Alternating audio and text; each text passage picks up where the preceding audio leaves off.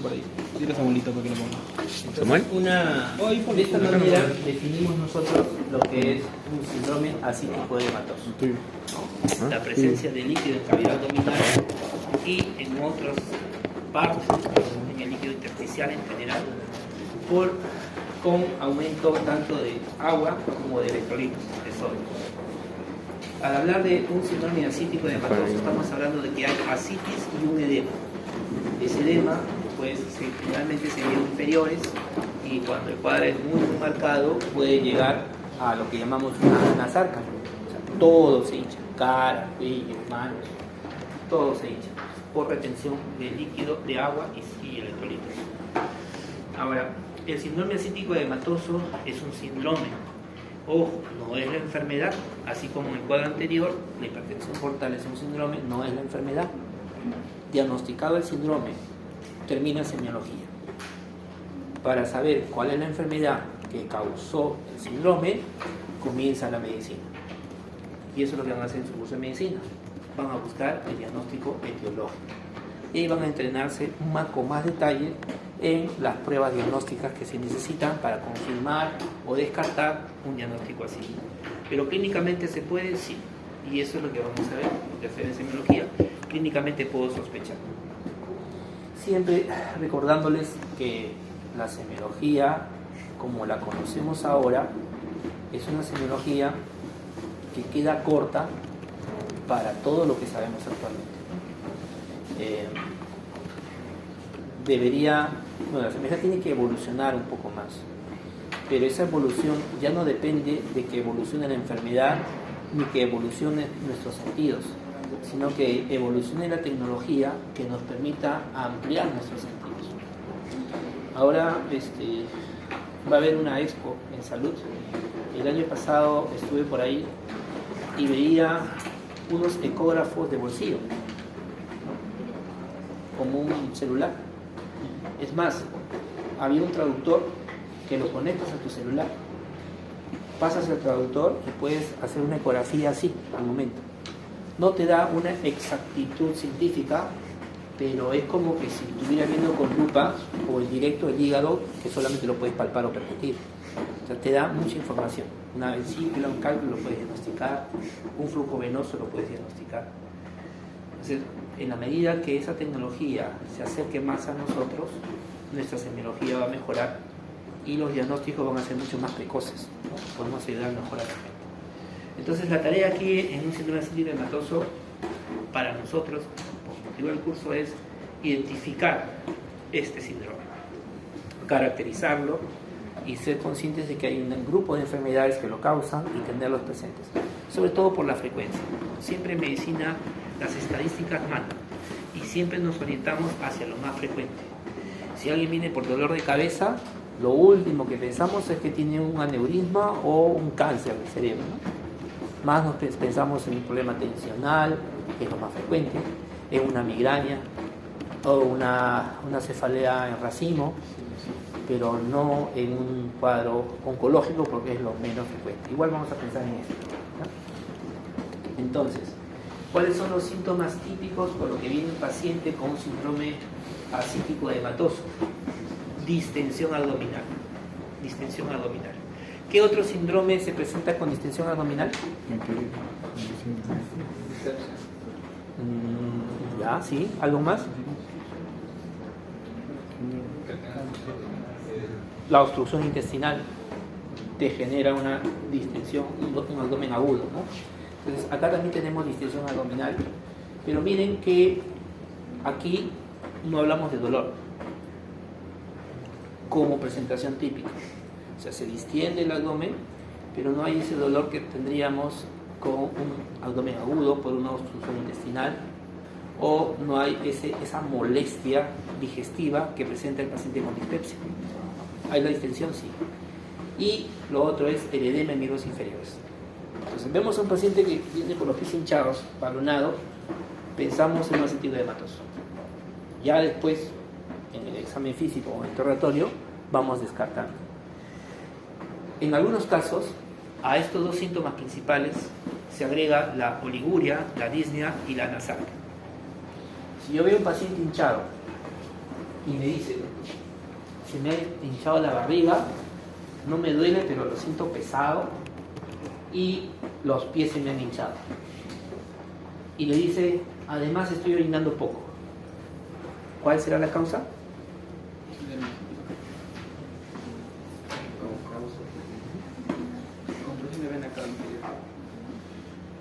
¿Eso estaría causando una oliguria?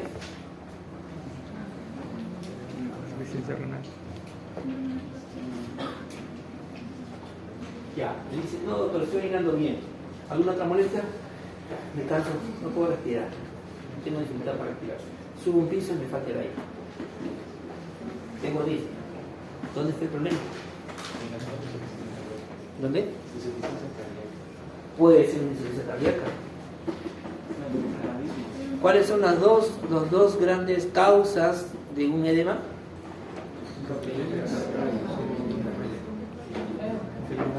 Cardíaco y renal, ¿verdad? Cardíaco y renal.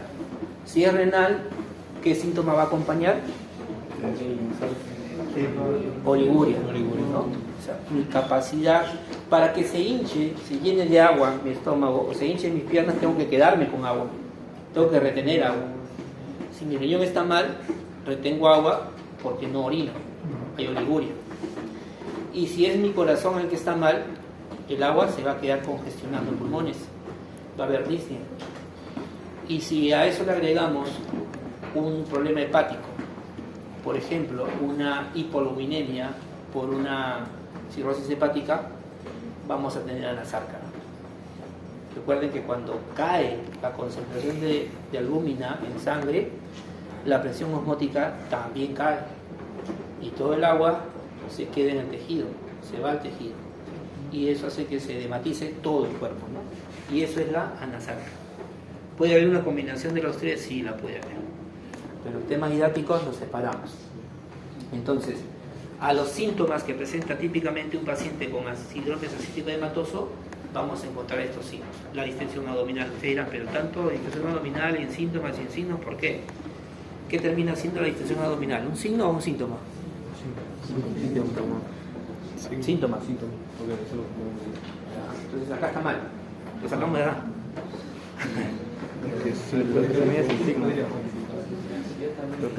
El concepto de signo no necesariamente está ligado a cuantificar, sino a identificar, ¿no? Por ejemplo, el dolor no lo puedes cuantificar.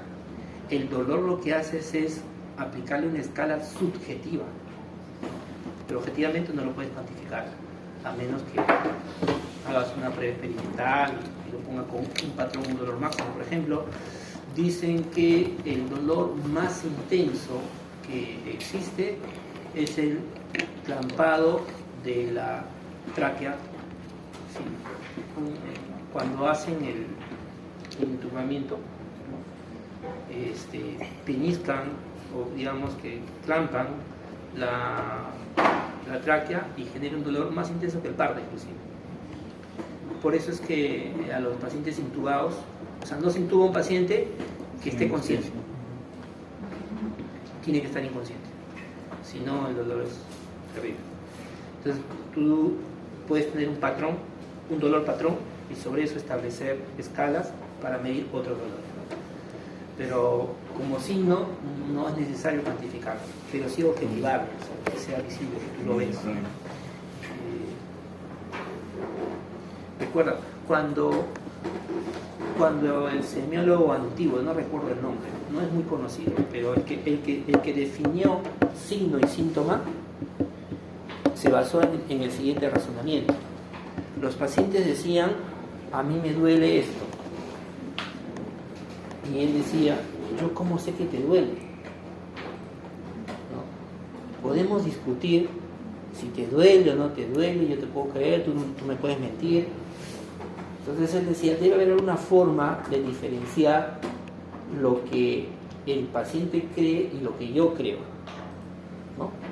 Entonces ahí empezó a manejar hipótesis y al final llegó a esta conclusión tan sencilla, pero muy útil. Lo que tú me digas es subjetivo. Lo que yo observe tiene que ser observado de tal manera que tu subjetividad se pierda y se convierte en algo objetivo, visto por alguien distinto, como rol del médico.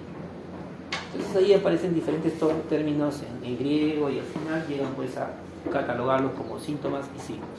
Entonces es básicamente clínico el concepto. Ahora, una extensión abdominal, ¿yo puedo sentir que tengo el abdomen balonado? Sí lo puedo sentir. Me ajusta la correa, no me deja estar tranquilo, me siento y no veo mis pies, una cosa así, ¿no? Siento el abdomen. Pero también lo puedo observar. También el médico dice, oye, veo que tu barriga está hinchado, tu barriga. Lo observo. Entonces es tanto un signo como un síntoma, por eso es que se le coloca en ambos lados. La presencia de abdomen batraciano, ya lo hemos conversado, la matidez desplazable es un signo importante para identificar ascitis, el signo de la oleada y lo de hipertensión portal, que ya lo hemos visto, y los signos de desnutrición. Desnutrición, ¿por qué? Porque el síndrome hematoso también está ligado, como le decía, a la hipoalbuminemia, que puede ser por causa de malnutrición. Conocen ustedes el cuayordo, ¿verdad? Que es la deficiencia proteico católico, que causa un abdomen prominente. Ahora, si a estos signos se les acompaña derrame pleural, ¿qué pienso?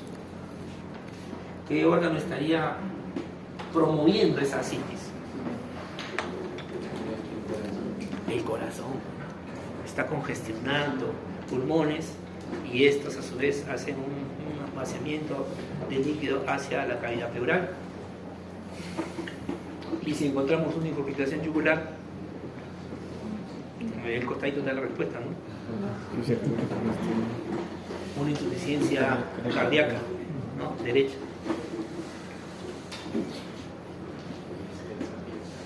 El abdomen batraciano, miren la diferencia con la distensión por obstrucción intestinal del ombligo, ¿no? Aquí está vertido, en gases está. Ahora, se marca una diferencia en el abdomen ascítico de causa cirrótica y de causa no cirrótica. ¿Ustedes ven alguna diferencia entre las dos imágenes? Más allá de que acá tiene su nombre, ¿ven alguna diferencia real? ¿Algo que les llame la atención? El cirrótico tiene estrías, muy bien. ¿Qué más? ¿Cómo se llaman esas? En la cirrótica. ¿Dónde esperas tener las petequias? ¿En el cirrótico o en el no cirrótico? En el cirrótico. Acá se ven las estrías, por lo tanto no serían petequias. ¿Qué otra diferencia más ven? ¿El cirrótico se puede notar la persecución? Aquí se ve, bueno, con un poquito de esfuerzo, acá está una vena, otra vena aquí, otra vena aquí. Pero eso sería un signo de hipertensión portal, ¿no es cierto? Un signo de hipertensión portal. Y la hipertensión portal, ¿cuál es la causa más común? Lo dijimos en antes. Ahora, yo estoy seguro que si trajéramos a un semiólogo ya de antaño, encuentra 20 diferencias en esa imagen. Encuentra 20 diferencias.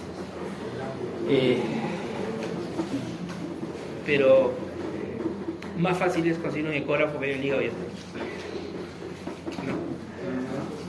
no quiero decir con esto que no sirve la semiología. De hecho que sí. A lo que voy es que hay diferencias sutiles que pueden hacernos patinar. Mire, ¿ya han llevado un neuro? En fisiología se han llevado, conocen los pares craneales, ¿verdad? Listo.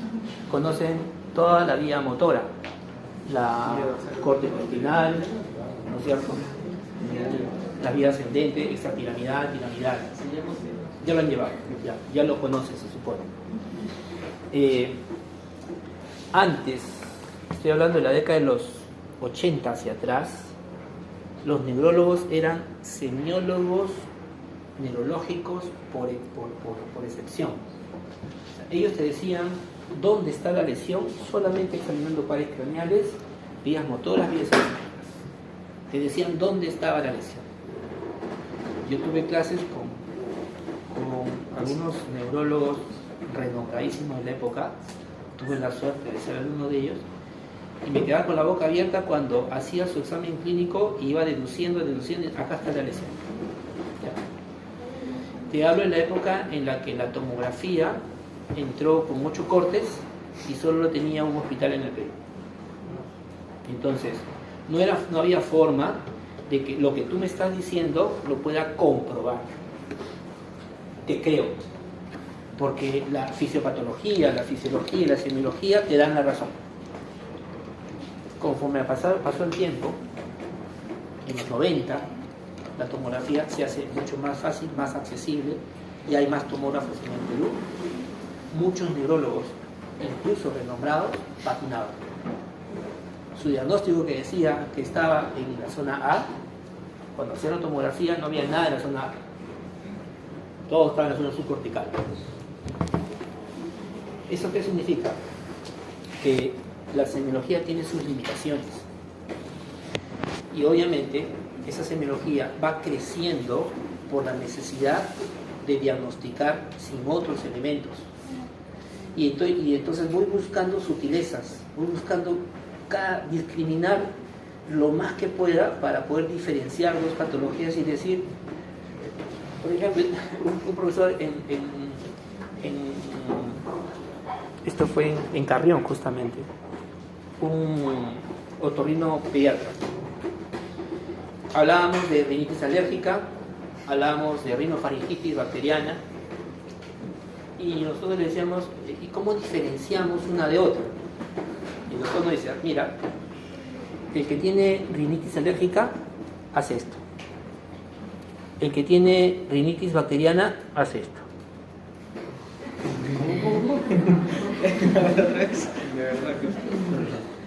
Rinitis alérgica hace esto. Rinitis bacteriana hace esto. ¿Cuál es la especificidad? ¿Cuál es la especificidad y cuál es la sensibilidad de esa prueba? Puede ser que esté en lo correcto. Nunca investigué si esto es válido o no, solamente escuché ya. Pero más allá de si es correcto o no, eso te ejemplifica la necesidad de buscar criterios diferenciadores, buscar patrones que te permitan decir esto es A y esto es B. Y eso es una cosa que es inherente a nuestra naturaleza. Nosotros siempre buscamos patrones.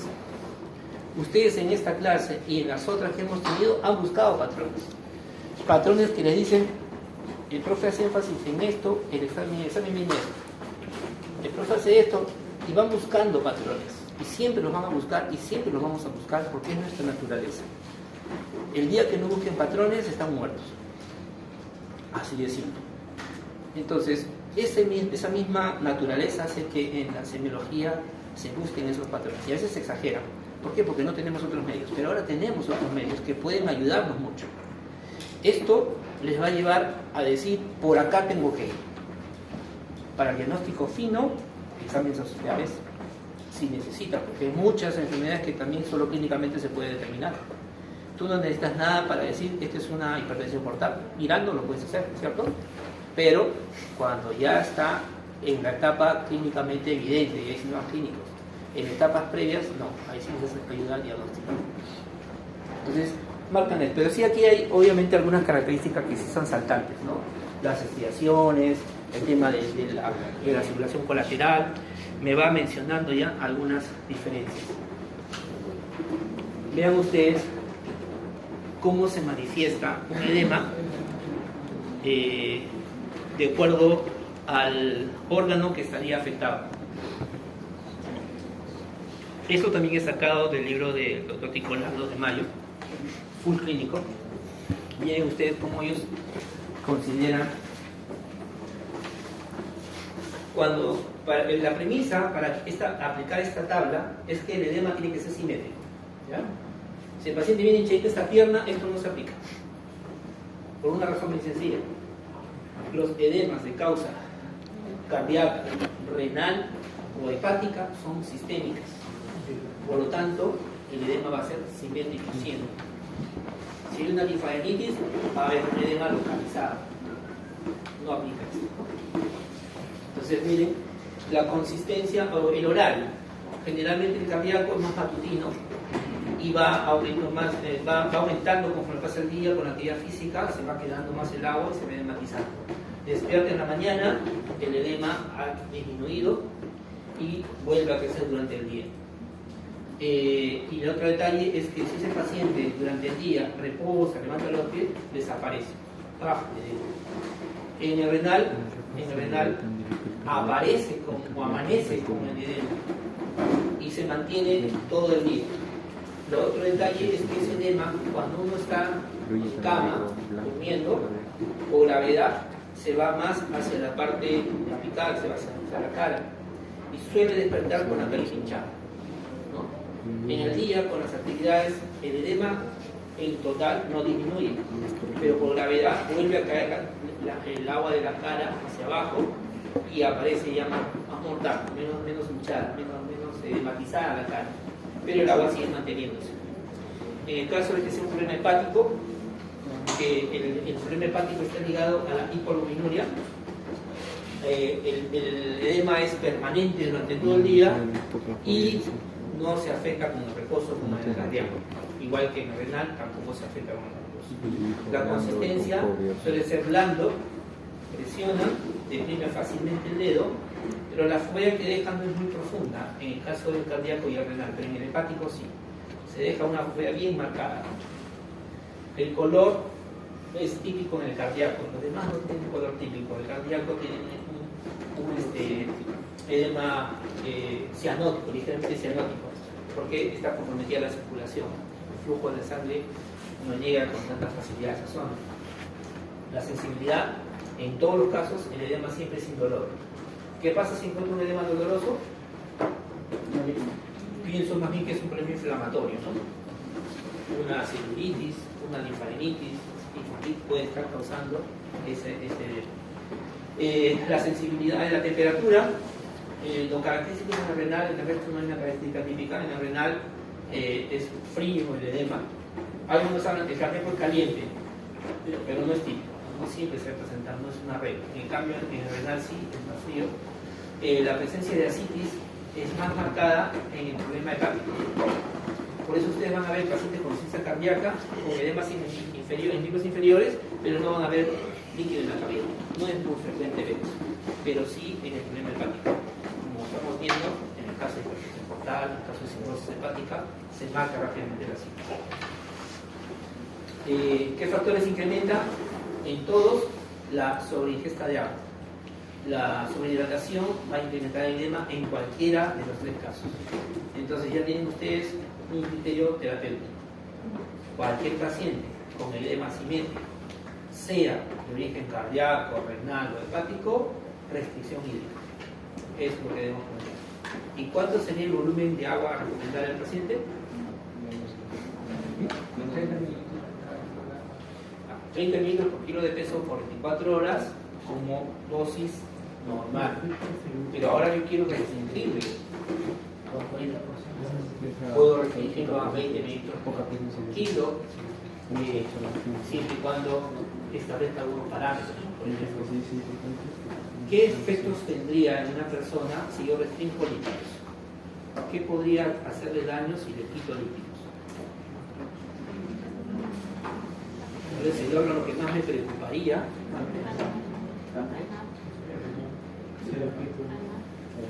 el riñón. El riñón es el órgano más sensible a la hipovolemia. Tanto así que cuando hay una merma en la presión arterial en hipotensión, el que se puede dañar irreversiblemente es el riñón si el PAM baja por debajo de 65. Entonces, en una hipovolemia yo tengo que cuidar el riñón. Entonces yo le digo, vamos a restringir a 20 mililitros y hacemos balance hídrico permanente. Vemos cuántas diuresis hay para asegurarnos de que no lo estemos secando al paciente, dándole menos que necesita. Y los factores que acompañan a estas patologías, obviamente, si es cardíaco, signos cardíacos, ¿no? De repente soplos sistólicos, ya sea de insuficiencia AV o insuficiencias pulmonares, En el caso del renal, sin insuficiencia renal, piel terrosa, de repente incremento de la urea.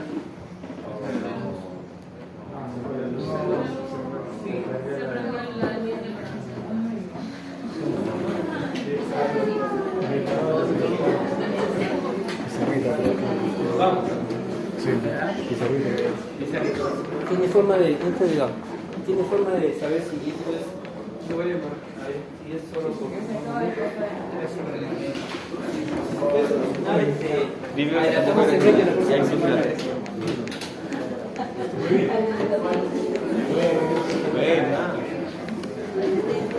¿Te lo corto? ¿Ah? ¿Lo corto? ¿En cuánto estamos? ¿Cómo en cuánto? ¿Batería? Sí. Córtalo, córtalo.